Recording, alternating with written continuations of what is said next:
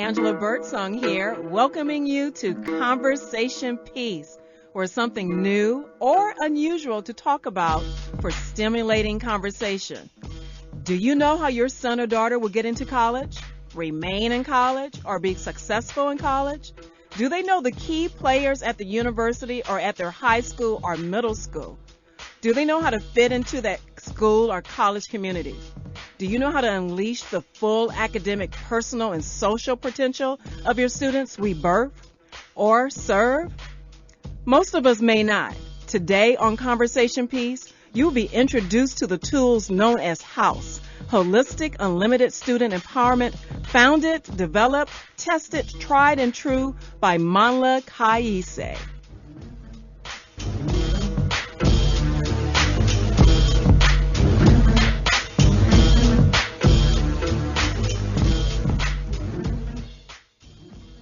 This is KPFK 90.7 FM, and this is Angela Birdsong with Conversation Piece. And we are welcoming Mandla Kayise, who is an educator, community planner, and activist. And he's going to let us know how to strategize to get our children in college, keep them in college, have them be successful while in college. And he has these tools called HOUSE. Mandla, welcome to Conversation Piece. Thank you, Angie. Glad to be with you and looking forward to talking with you about the work that we're doing with our students and how we're trying to change the game as far as how folks are involved in education. And how are you changing the game? Well, first of all, let me go ahead and add that I'm Mandla Kayise of New World Education, and New World Education is a education consulting agency specializing in college access, student retention, and student leadership development.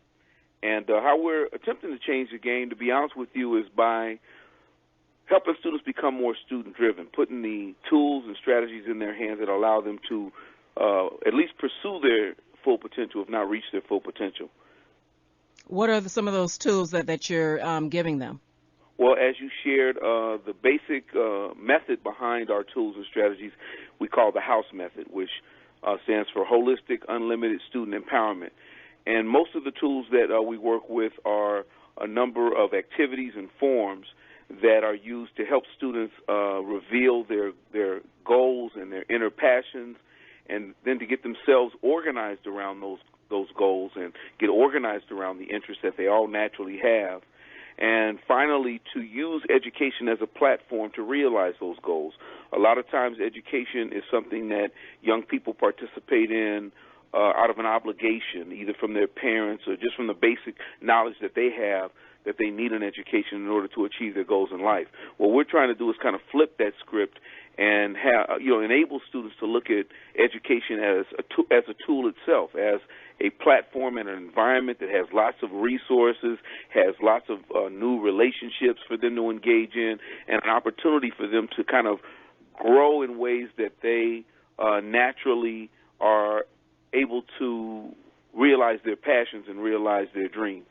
When do you approach the student? Is it kindergarten, 12th grade, college level? Yeah, that's a good question. Well, because, Angie, our tools are designed to produce self-driven students who are kind of aware of themselves and able to take ownership of their education and really advocate for themselves, whether it's to their parents, to their teachers, etc., because it requires that level of self-definition and ownership. I think ideally the students who are able to embrace our tools are right around middle school age and up, so around 11 or 12, 6th grade and up is when we try to engage our students. But we also are now engaging parents a great deal, and what we're trying to achieve with our parents is we're trying to share with them how to facilitate self-driven students themselves. So at home, how do you not only discipline your child around education and support their education, but how do you nurture a kind of ownership of education? How do you work with your child as a parent in such a way where they are each year realizing more and more things about themselves, more about their own learning interests, more about the qualities and natural gifts that they have, and are learning through the guidance of the parent, they're learning how to advocate for themselves in the schools and make sure that the school is working for them. So you have a parent who works all day, comes home, cooks dinner, helps with homework. How do they use your platform? How do they, how are they introduced to this? Is this something easy for them to do, to add into their regular nighttime routine? Is this a weekend thing, or is this a once a month thing? How does this work for a busy household? Right. Well, with all the client populations that we work with, whether it's a group of high school students or college students, or whether it's a group of K-12 parents, the initial thing is to establish a foundation, a different approach to education for the student, and a different approach to supporting education for the parent. So initially, it does require an investment of time for the parents. We do 6 to 8 session parent academies, and in those parent academies, we're actually trying to change the way the parent engages their child on a day-to-day basis. So even before you get to the point of helping with homework, even during those moments when your child may actually not be enrolled in school, it may be the summertime, it may be during a break, how does a parent begin to work with their child to identify, first of all, their learning interests? What are the things that their child naturally enjoys learning about? What are the natural passions and talents that your child has? And taking some time when school's not in session to raise those kinds of questions, and then to talk with your child about what it takes for them to kind of build on those interests and use school as a place to learn more about themselves as well as learn skills that allow them to function in the future. Taking that time before school's in session to kind of lay that foundation so that working with your child during school is not only a lot easier, but you and your child are both on the same page. You're both recognizing what they're good at. You're recognizing where their weaknesses or challenges may be. You're recognizing what subjects they're interested in and those that they have less interest in. And then you're helping them to organize their time to be more successful in school, primarily by working on those, building on those strengths that they have, building on the things that they're most interested in, and then working on those challenges simultaneously. So it's really doing more work on the front end, investing more time on the front end, so that when you're working with your child when school starts, it's a lot easier because you're both moving in the same direction. And on the front end, this is connecting, of course, with the administrators and counselors at the school. So where does that part come in after the 6 to 8, or is that during the 6 to 8 sessions? Yeah, well, actually on the front end, it's not so much about connecting with them. On the front end, with the house method, it's a 4-step process. And step 1 is knowing yourself. Step 2 is knowing your school. Step 3 is setting goals. And step 4 is learning how to act and reflect periodically, learning how to assess yourself. So on the front end, it's really just sitting back, and we have 3 basic areas of the self that we have students talk about or just reflect on. And if we're working with parents, we'll have them talk with their child about these 3 areas. And those 3 areas are their background. So what is the background that the student comes from, ethnically, culturally, economically, geographically, in terms of the area or neighborhood they come from. So background. The second part are personal characteristics, interests, skills, talents. What are the things that make that young person unique compared to other individuals in terms of the things that they're interested in and the gifts that they have. And then lastly, goals. So we look at background, personal characteristics, and goals, and just try to get parents and students in a place where they're learning who that person is. See, the thing that we don't always recognize about young people is that they are becoming someone. So when we think we know them, we find ourselves talking to someone totally different the next day or the next year or 2 years after that. So them knowing themselves is a continuing process, and so for a parent, knowing your child is also a continual process. So we try to set up a conversation that's ongoing, but it has very specific components to it where you check in with your child and kind of get on the same page about who this young person is and what their interests are, as well as what their strengths and weaknesses are.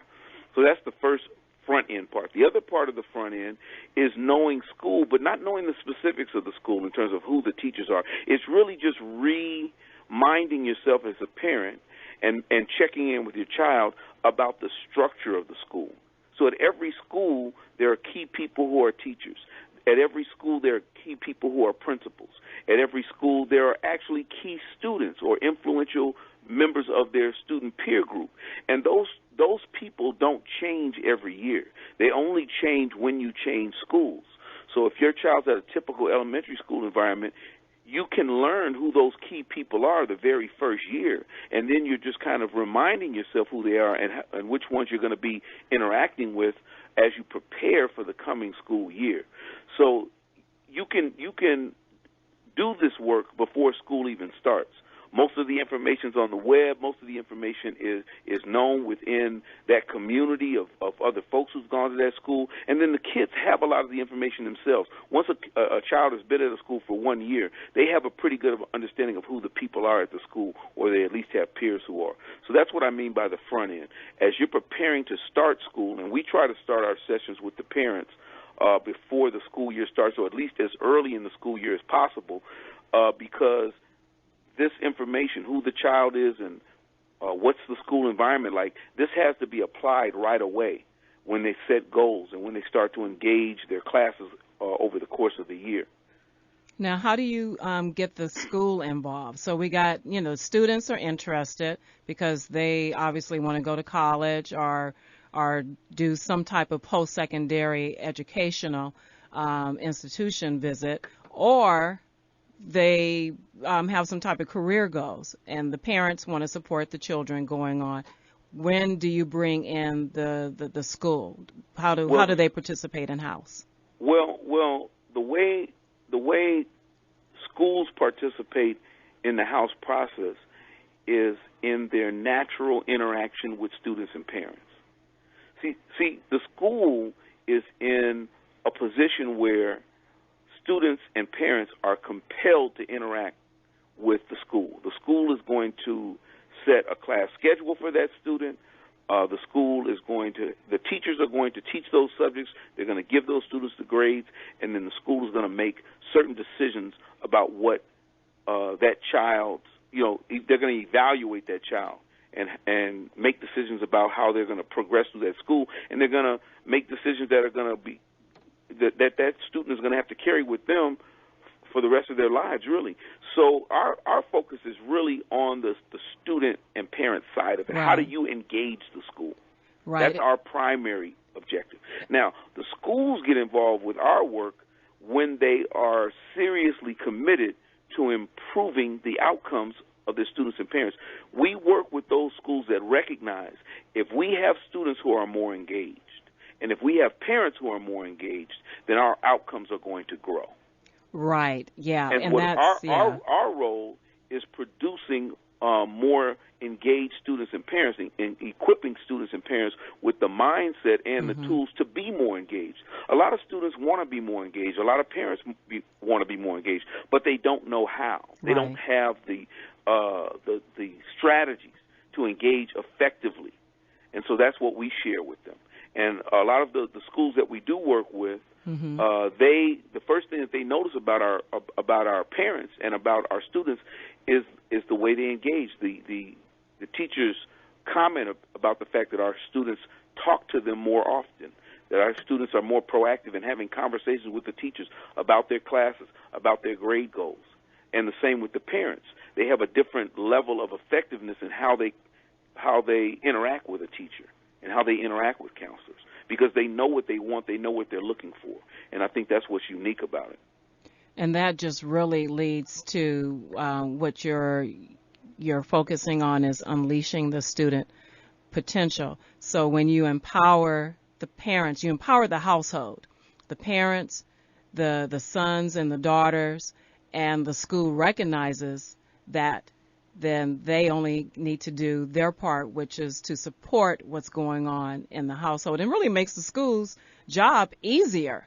Yeah, I think it makes the parents' job easier and the school's job easier. The only challenge is the willingness of parents and teachers and schools to embrace their children, the students themselves, as more active participants in the process. Right. So in other words, not being wedded to this idea that the most successful student is the one who is waiting to be told what to do and then carries out what they're told most consistently. The most successful student, I think, of this generation, and that's why I use the phrase changing the game in education, is because I think what we're recognizing is that the kids have changed. And the question is for parents, the question for teachers and schools is, can we work with the kind of students that our society is producing today? And they changed from what to what? Well, they've changed from students who are more dependent on the information that we have for them in terms of what they're capable of doing, to students who are much more independent. And many times are capable of doing things that maybe we ourselves are incapable of doing. I mean, they've got tools, they've got cell phones, they've got computers, and they have capabilities now that often exceed our ability to guide and teach them. That's true, and exposed to things that we're unaware of. They can communicate with one another 24/7. They can access information 24/7. They have capabilities that can only be realized with support. We can't necessarily model those capabilities for them. The generation that we're working with now has an opportunity to do things that maybe we weren't able to do when we were their age because we just didn't have the technology. So with New World Education and the holistic unlimited student empowerment approach, what are your success stories? Well, we have our number one foundation is from some work that you're familiar with that I was able to be a part of out at UCLA, where we were able to create a student-run peer support program, the first of its kind in the country. It's now been duplicated by 5 of the other UCs. So you have these student-run peer support centers, all built around the same idea. Can we empower students and produce students who are more self-driven? And can we use peer support as a key element of our student success strategy? So that's our roots. That's the model that we've been sharing with other campuses. From that point, we've been able to work with several organizations that are utilizing our strategies to build their parent support group. We have an organization called Cadre that is organizing and growing its base of actively engaged parents in Southeast Los Angeles. We've worked for a long time with a program called UCLA MedPep that is engaging students from 20 different community colleges who are minority students pursuing health careers, and we've been working with them for 6 years, and they are making great strides in terms of students transferring from the community colleges into the 4-year schools, particularly a lot of the UCs, and all of their students are students in the pre-health sciences, so they're dealing with some of the most challenging curriculum. And then we have some individual students that we worked with when we were at UCLA who have used our strategies to not only become more self-driven and self-directed academically within their educational careers, but also professionally in their professional work. I mentioned to you earlier today some of our students, one of our former students, Ava DuVernay, recently took Hollywood by storm. She's the director of Selma, and she talks in a very straightforward manner about her undergraduate experience at UCLA and how she was challenged to engage the entire campus in order to discover her passion and to develop her interests, both inside and outside of the classroom, and how that experience has informed her work as a director. Christine Simmons is the current president and chief operating officer for the LA Sparks organization. She, too, was not only a student who was exposed to these strategies as an undergrad, but she also worked for a time as a peer counselor and actually directed the program that I formerly ran when she was immediately after graduating from college herself. And she's kind of applied these strategies of self-empowerment in her work as a professional. So we have a lot of individual students, and one of the beauties of it is that it's a very different way of approaching your education. It's a very different way of approaching professional life, setting your own goals, establishing your own understanding of your own interests, and then just kind of taking ownership over the direction that you want to go, and having the tools and strategies to engage not only your school environment but your professional environment in a way that helps you to kind of grow and develop beyond what folks might predict or imagine just looking at what you have on paper. A lot of these students are taking this into their professional careers and continuing to use these same types of strategies to grow professionally. Right, because when we spoke earlier today, I told you I can use some of these tools and resources for myself, because you do need to know yourself, where you are, goals and planning, and then taking time to, reflect and take action upon those other three things, and knowing who are the key players, especially with our economy right now, when you find yourself changing jobs and what have you, you need to know who the key players are at your new office, wherever you find yourself. And so are you thinking about expanding your client pool to maybe collegiate sports or to the retirement community? Well, we definitely are interested in expanding our audience in that way. The whole thing at this point has to do with platforms. What is the platform that we can use? Working with students, you have a very ready platform. You have programs, nonprofit organizations. You have programs at the schools. You have counselors at the schools. And all of these folks are looking at ways to improve the outcomes that they're getting with their students. And so our baseline outcome is the fact that we can, by empowering students in this way, they're taking ownership of their education and they're being more successful. They're able to kind of direct their own success and define their own success, and therefore to achieve success at a higher level. With professionals and some of the other groups, whether it be student athletes or whatever have you, I think we're going to need to establish a platform such as seminars, where folks can engage our work individually. Right now, all of the work that we do are through contracts either with programs that are based at schools, colleges. We work with a number of upward bound programs. We work with some of the EOP type programs at the college level, and we work with a number of nonprofit organizations that do after-school work with schools. So those are ready-made platforms where folks are trying to figure out how can we increase the level of success with these students. So we definitely are looking at other ways to engage professionals and other groups that might be able to use our strategies, but again, it has to do with the platform. But let me share this with you right quick. One of the things that makes us very confident that these other populations will find our strategies very applicable to their different needs is just an experience that we have every time we do a workshop. When we do workshops with students and parents are there, or if we do a workshop with parents and we're talking with them about how to empower their kids, we almost immediately get the response from the parents, hey, I need these tools and strategies for myself. This isn't just something for my child. I think I can use this to get more self-organized around my own goals. I think I can use these tools and strategies to kind of figure out how to advocate more effectively for myself, both professionally or, when we have parents who are in school.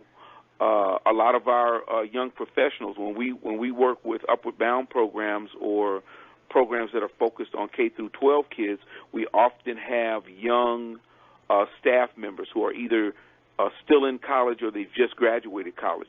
And so they immediately see the work that we're doing with the younger students, and they talk to us about how can I use some of these programs for myself.